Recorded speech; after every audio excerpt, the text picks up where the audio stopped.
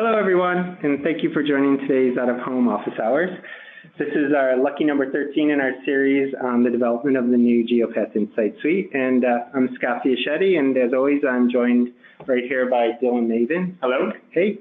And today, however, we have a very special guest with us, our president, Kim Frank. Hi, everyone. Hey. Kim's here, and she's going to talk through a bunch of different things. Some of the changes in our new measurement methodology, how this will be impacting your business, how it will help your business actually, review some of the things you might have missed going on at Geopath, and then ultimately just walk everyone through the release schedule. So just a couple housekeeping things. As always, please feel free to reach out to us through the question widget in the GoToMeeting. We'll do our best to address everybody's questions, but if we can't get to everyone's questions, we'll reach out post-webinar. And once this webinar is done, you'll be able to find it on the Geek Out page of our website as well as our YouTube channel. And with that, I'll hand it off to Kim.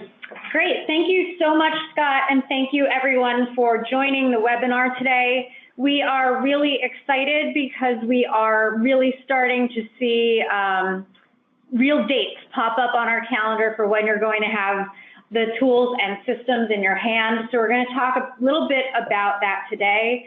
But just some background on what's going on with the measurement system. On the left, you'll see a high-level view of the legacy TAB measurement system. And on the right, you'll see an overview of the new Geopath measurement system.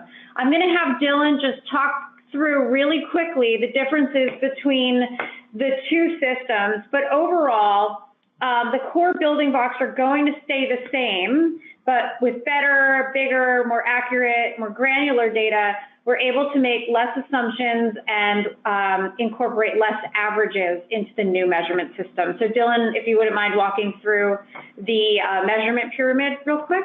Absolutely. Thank you, Kim. So to start at the foundation, it all really resides with the circulation counts. And so that gets to our traffic counts that we receive from the local DOTs and our legacy systems. Now using some of that same information, but then contextualizing all of it with millions upon millions of mobile trips from mobile devices, from carrier data, from background SDK data, from connected car data, being able to get a much more precise and consistent traffic count across all roadways in the entire country thanks to our partners at City Labs. Building up from that, we now have much more refined demographic data than we've ever had before. We have current year demographic information like age, gender, ethnicity, household income, just like we used to. But adding on to that, some really cool stuff that we're excited to share. Some of the things that we shared last week before last, on our webinar number 12 for Operation More, getting into the demographics from Esri. So we have consumer behavior information, consumer survey information, plus a plethora of other attitudinal information that's going to be really wonderful to be able to talk about audiences at a particular piece of inventory in our audited database. Adding on to that, we still have our visibility research, so we're not just talking about the total number of people that are driving by signs and able to see ads. We're talking about the people that are actually seeing the ads, and that's a huge differentiation that we are maintaining throughout the system. So if you were talking about out-of-home impressions previously and you're talking about out-of-home impressions today, you're getting the same type of data. It's just built upon much more refined, much more precise sources. And then all of that comes into a reach and frequency model to contextualize everything as your audience builds over time for a campaign, for a set of inventory, or even for one particular piece of inventory. And this is also incredibly precise now, thanks to the mobile data that we have coming from our partners, understanding the trip frequency for unique devices over different road segments, being able to understand the duplication between those trips, as well as the footprints and the overlapping home locations from those audiences. So there's a lot of really cool components that are now taking out-of-home audience measurement to the next level. Great, thanks, Dylan. We did have a quick question come through about the eye tracking studies. We are going to be redoing the VAI study. However, the first version of the data that are going to come out will be utilizing the legacy VAI research for what we think is a really important reason. We want people to be able to assess the changes in the base circulation and understand where those fluctuations are coming from. So rather than layering on a bunch of changes all at once and then not being able to identify where fluctuations are coming from, we're going to first roll out the legacy VAI, and then we're going to spend some time improving that over the coming months. Yeah, one of the other things to add on to that, Kim, is that we are going to be incorporating more media types into our audited database. So we're going to have a much more refined understanding of visibility for exterior vehicles or interior environments as well. Dylan, we have a question about how many total unique devices are in the mobile data set. Sure, so there's a couple different types of data sets that we're using. From the carrier side, it's anywhere between 20 to 40% of all mobile devices in the country, depending on the market. From the background SDK data sets, we're getting about, I want to say, 50 million unique devices coming from our partners at Safegraph. Great. So just a quick overview of what's going to change. With the new data set, we're going to be providing enhanced demographics, as Dylan referenced. So this is things like attitudes and purchase behaviors, just more granular information about audiences and marketplaces. We will be rolling out day, time, and seasonal measurement. This is coming out across the nation, across all DMAs, large and small.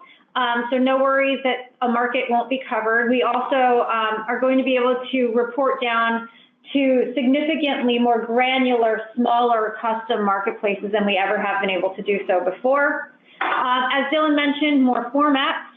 We're working on a methodology for mobile fleet, and we just kicked off a pilot to measure in-venue advertising, such as place-based inventory.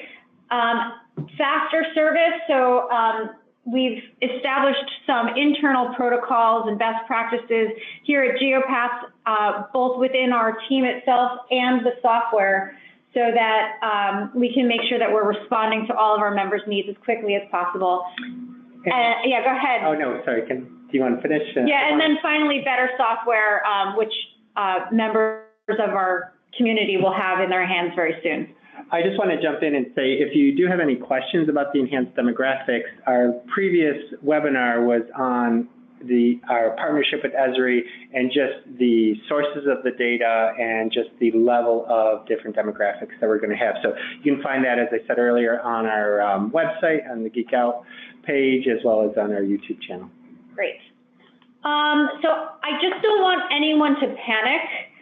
We're not turning off the old measurement as soon as we turn on the new measurement. The legacy TAB measurement system and all of our tools are going to remain fully functional until a time at which the board of directors would vote to move to the new measurement system as the official currency for the industry. We don't anticipate that happening until the end of the year. But obviously that's up for discussion and will depend upon a number of factors when it comes out. So don't panic, you're not going to lose access to any of the existing functionality or data.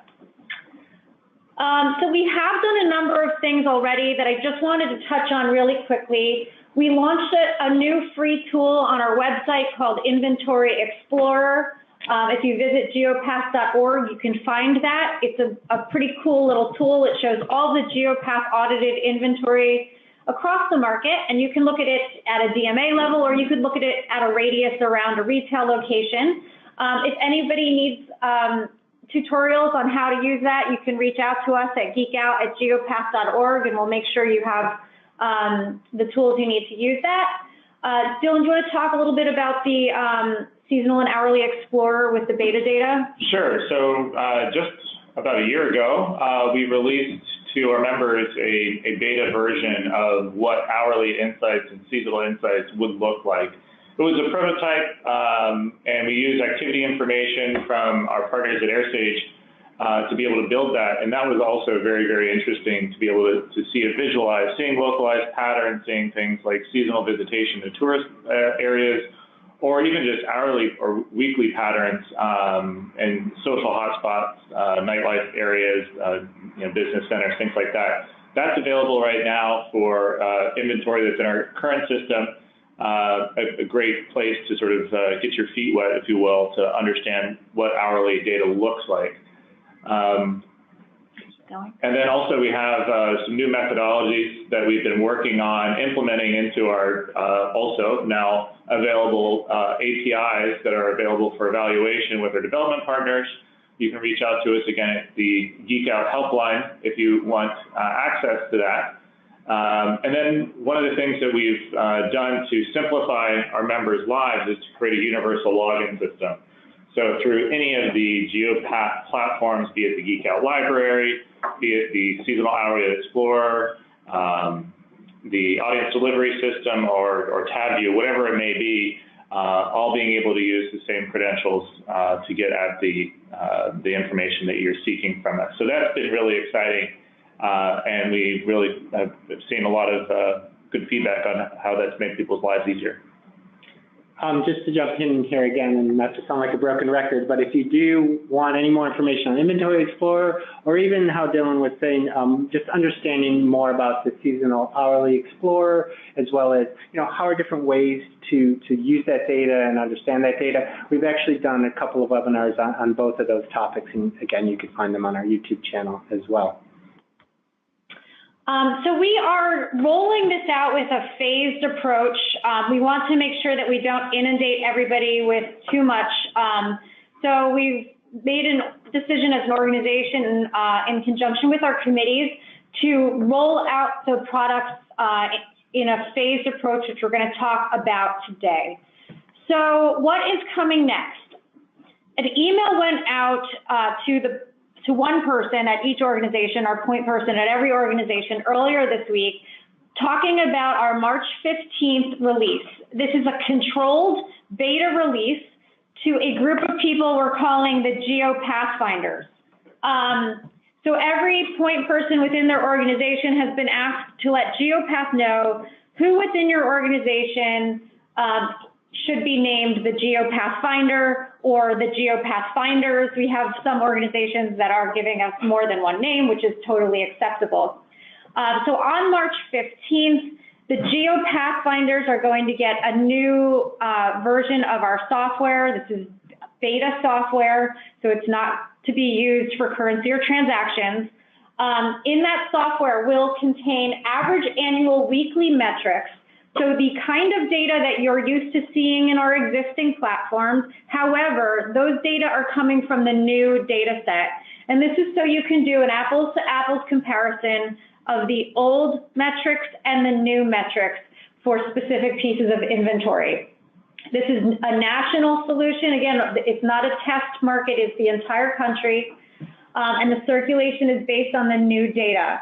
There will also be a small test set of new audience targets so that you can play with those. It is, I believe there are 10, there may be more by the time it launches, just so that you can start to see, for instance, what reach looks like or what impressions look like against people who are frequent fast food eaters or things along those lines. Also, you will have information about the place of residence, anonymized, of course, down to the neighborhood level of audiences that are seeing specific pieces of inventory. So this is kind of a new functionality for the organization, and we're looking forward to rolling that out. So what's a Geo Pathfinder and what do they do? As I said, each organization is determining who their Geo Pathfinders are, letting us know, and their job is going to be to beta test the software and the data on behalf of their organizations.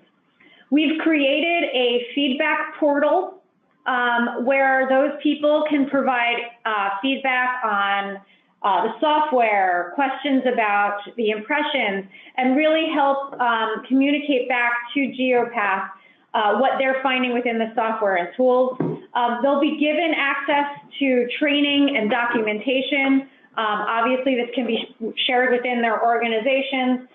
And as we accumulate that feedback, we're going to start addressing those concerns, fixing anything that is maybe not 100% accurate, and then releasing a product beyond just the Geo Pathfinders group.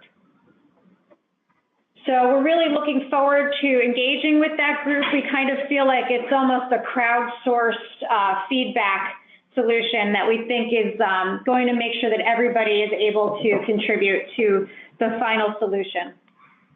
This is just a screenshot real quick of what the feedback portal looks like. It's really quick and easy to log in. You file your feedback. I don't like the purple color, please change it to blue. And then you send it to Geopath. It all gets queued up, and we can start addressing any issues that anyone has through one centralized database. So there is still a lot of stuff to come. As I mentioned, March 15th, the Geo Pathfinders will have access to the tool, start providing feedback. We're going to start incorporating that feedback and then hoping to do the full launch of the solution on April 30th. This will include the new Geo Pathfinder enhanced version of the tool that they got on March 15th, hourly data, seasonal data. On April 30th, we will be making the reach and frequency metrics available and then rolling in additional audience targets. July 15th, we will be incorporating our new mobile fleet measurement, a new inventory management platform, which I'm going to come back to in a second, and then a new market average level data access platform and additional audience targets. So while we're on July 15th, since two of those things are probably pretty important, Dylan, would you mind talking a little bit about the inventory management platform and the market average level data tool? Sure. So one of the things that we are going to be discussing a lot with many of you on the webinar today or the Geo Pathfinders are questions about changes for either particular pieces of inventory or I don't know, a myriad of things that are going to be different in the new system. And a lot of these changes are to be expected now that we are looking to more precise, more refined measures. It's going to be some fluctuations rather than just taking a two-directional traffic count and splitting it in half. We now actually know exactly how many individuals are traveling in one direction or the other. So if you have a directional billboard, that's going to have a directional count. Now, for some of these pieces of inventory that are raising questions, we want to make sure that we have the most accurate information. So one of the new tools that we are incorporating into the workflow this year is a new inventory management platform for people to correct attributes about their inventory, reposition it on a map on the screen, and then pass that back to Geopath analysts for review. That's part of our auditing function here, and one of the things that we want to make sure that we keep clean. We need good information from our members to make sure we provide good, clean metrics out the other side. So that's going to be a really exciting thing to work on, to be able to address any questions that people have for potential problem pieces of inventory. Now, with regard to the market average level database, in our existing systems, we have two reach and frequency methods. We have the panel by panel reach and frequency, and then we also have a market average reach and frequency. And the market average tools are very useful for general planning when you're just trying to understand exactly, maybe how many transit shelters do I want to put in a proposal because I want to reach 20% of the marketplace in a week. And that tool can tell you approximately how many transit shelters are needed to deliver that amount of audience over that period of time. Same capability to be able to do that in the new system, but being a little bit more flexible, being able to do planning across markets, custom geographies, and also mixes of media as well. So that's going to be really exciting. Great, thanks. So in September, we will be incorporating the new VAI algorithm into the metrics. Also, place-based measurement, we're tentatively scheduling to go out then, and an improved interior transit methodology as well. Someone earlier had a question about the place-based measurements. The methodology that we're using for place-based is going to provide metrics that are based on the same data as the rest of our measurement system, and it's going to have the complete functionality of our the measurement system that we're launching. So it will be you know, the same core data and the same methodology. We do have to do a little extra legwork on the place-based measurement because it involves movement in interior locations. So that pilot kicked off and has its own team dedicated to. I think we have about 12 partners who are scheduling to participate in that pilot at this time. Yep. And then finally, we have a few more functions that will be coming on later in the year. Historical data we have scheduled for later in this year. And then going back to the question that we also had, which is when does this become the official currency? When can we start using it? We will need to go to the board of directors to have them approve it. We expect that that will happen probably in Q4 of this year once everyone has had time to get comfortable with the new metrics. Everyone who's developing third-party platforms or accessing via the API has time to develop their tools. We want to make sure that we don't shut the old one off before people are ready to fully migrate to the new one.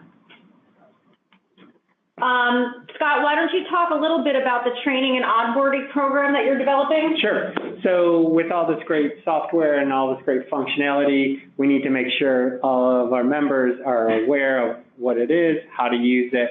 And with that, we've been, one of the key tasks I've been working on with my great education training subcommittee is developing a program for this.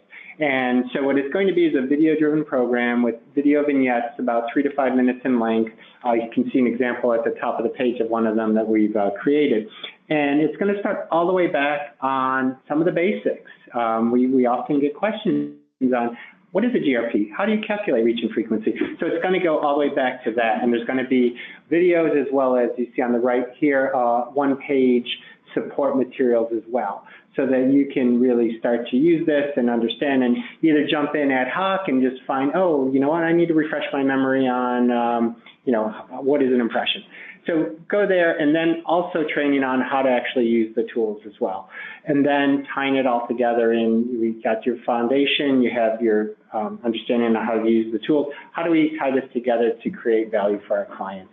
So those are the 3 key components, and as I said, it's going to be video-driven, something you can use either ad hoc, or if you want to go through a formal training, you can go through that and complete it and get a certificate and be a Geopath certified user.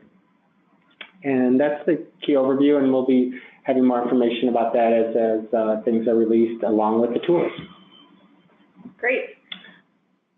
So we have a ton of people that we need to thank for this.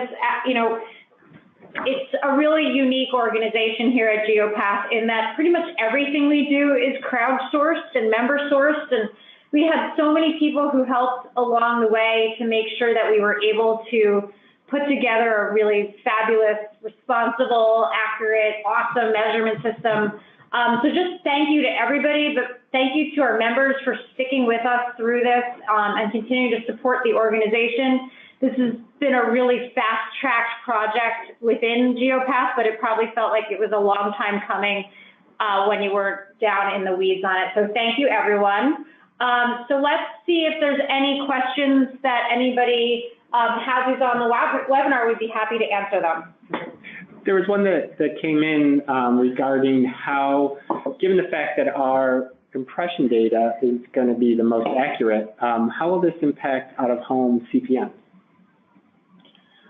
When you're looking at an individual piece of inventory, it may change a little bit, but as a whole, one of the things that we did quite thoroughly when building this was comparing the previous traffic volumes and the new traffic volumes as we moved forward.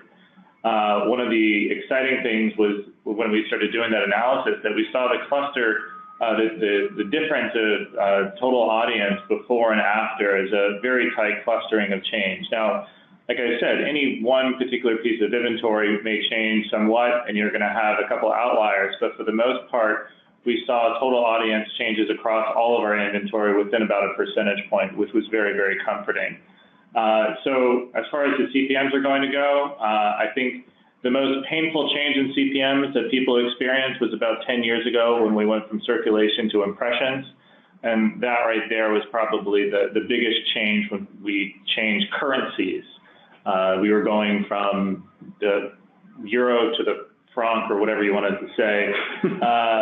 But now that we are already working with impressions, we're still going to be talking about impressions. So your CPMs are going to be using the same currency, which is going to not be nearly as traumatic for some folks trying to make that transition as it would be this go around. So you're still talking about the same type of audience, so don't be afraid.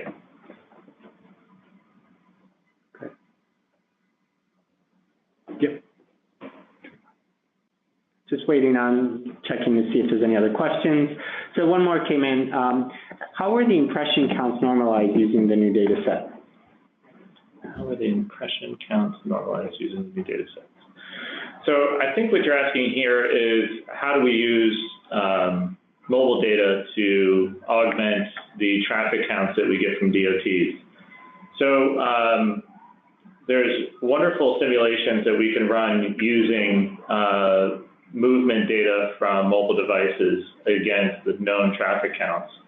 And with all of these data sets that we incorporate into this new process, rather than taking one DOT traffic count and using that count and only that count for a piece of inventory, what we're able to do is contextualize all of the known information for the marketplace, for the nation, for that matter, to be able to make sure that everything lines up. One of the challenges that we've experienced in the past is when we had two traffic counts that may have been on two segments of roadway that were adjacent to each other, and one member was seeing a traffic count of 10,000, another member was seeing a traffic count of 20,000. Now, those traffic counts were the only known information for those two road segments, but the units may have been just across the block from each other. And so that always created some challenges when we had to go back and say, well, the only bit of information that we know is that this traffic count was collected in 2015 and this traffic count was collected in 2012. And this new system allows us to be able to take all of those pieces of information in context with one another. So it helps sort of smooth out the information between all of the known points. Great.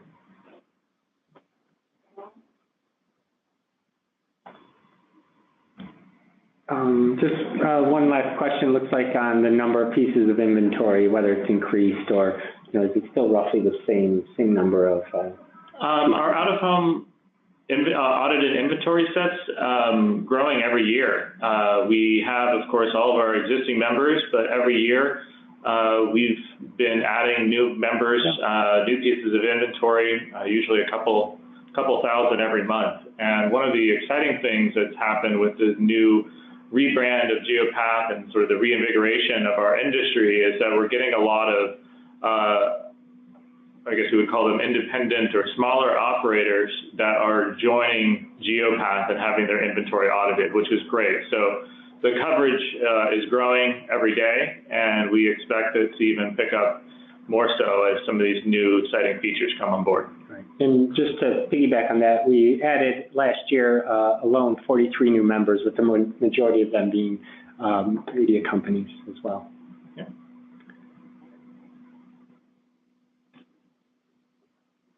Just checking to see if there's any last questions. Okay, I think that's all. And if we missed one, we apologize, and we can reach out to you after the webinar. Just want to say thank you to everybody here and thank you to everybody online. We really appreciate everybody joining theyese webinars. Hoping you find these valuable and useful. As I said earlier, this will be shortly on our website on the Geek Out page as well as our YouTube channel. Thank you again, everyone.